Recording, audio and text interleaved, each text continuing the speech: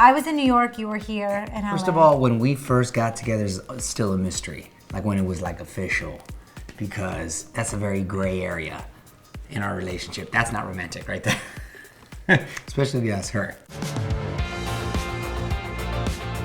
Welcome to our YouTube channel. So I think it's always very important that couples communicate how they express their love for each other, how they should ever stop. So we thought we'd take an opportunity to let you know how we did it from the beginning to now and how it's evolved. I thought you were going to say from the beginning to the end. Our first Valentine's Day, I do remember putting an effort to find the right card, not one that already had stuff all written out for you and a nice, beautiful poem. I like to go for the funny, especially in the initial stages. You don't want to lay it on too thick, come on too strong and creepy. You want to be ha-ha funny, and you know, I think that's the way to a woman's heart, is to make her laugh. And I was trying to do that, so I'd like to think I wrote something witty and funny in the card. And I remember there were flowers. We did do the dinner. I did the whole traditional Valentine's Day move. We used to always do the dinner on Valentine's Day, but now that we're older. Well, older, married, and with kids. Yeah, we just don't do it. Well, no, it's not that we don't do it. We just, we're comfortable at the point like, okay, look, let's be real. They jack up the prices and for they the have same a meal. set menu. They have a set menu. I don't like any of that stuff they offer me. And I don't need a day to determine when I can express my love That's right, baby. for the wife. You know what I mean? So we're on the same page there. So we're all about how I mentioned in the past, the little getaways, the little quickies. Those are key. And I think the little moments that you can sort of steal even throughout the day.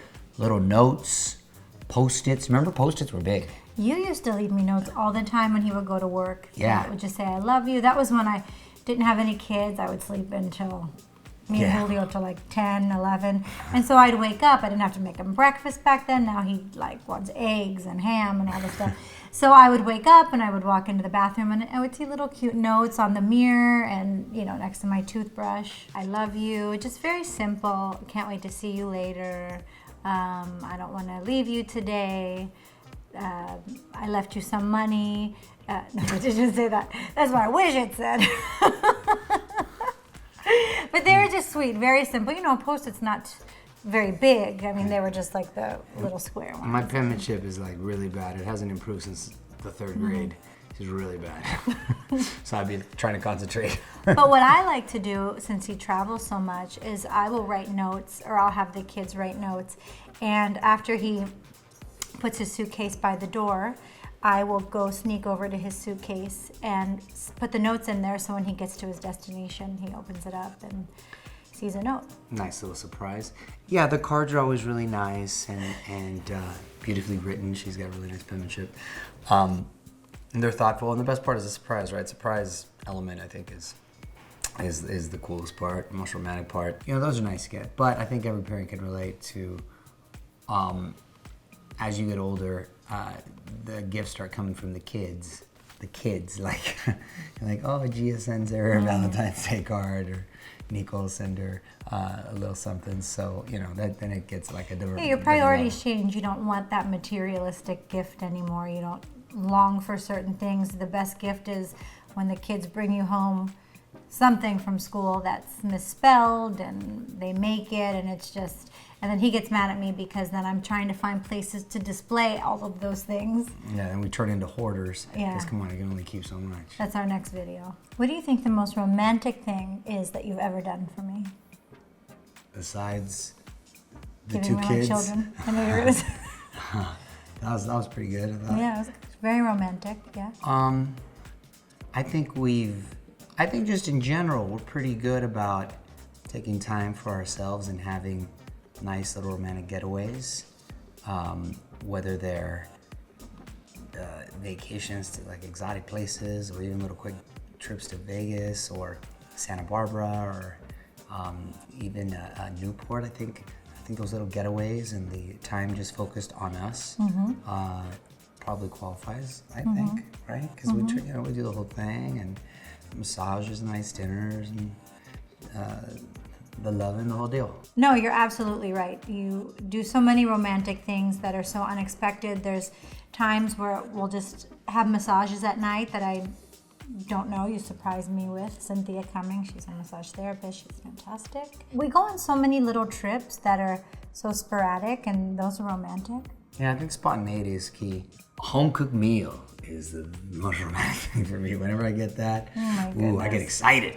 I do remember when I moved here, the very first night that I flew here, ironically, you had to fly to New York, so we were probably in the air crossing each other, remember? Yes. And I had just left my job in New York and I came here, and when I walked into your house at the time, you had flowers that said welcome home. And it was the sweetest thing because I had just moved here, and it was just very sweet.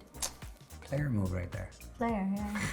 I mean, I think guys don't have to break the bank to be romantic. I think women appreciate the effort and, again, being spontaneous and little surprises and being clever and usually going the funny route. Don't try to get too mushy. And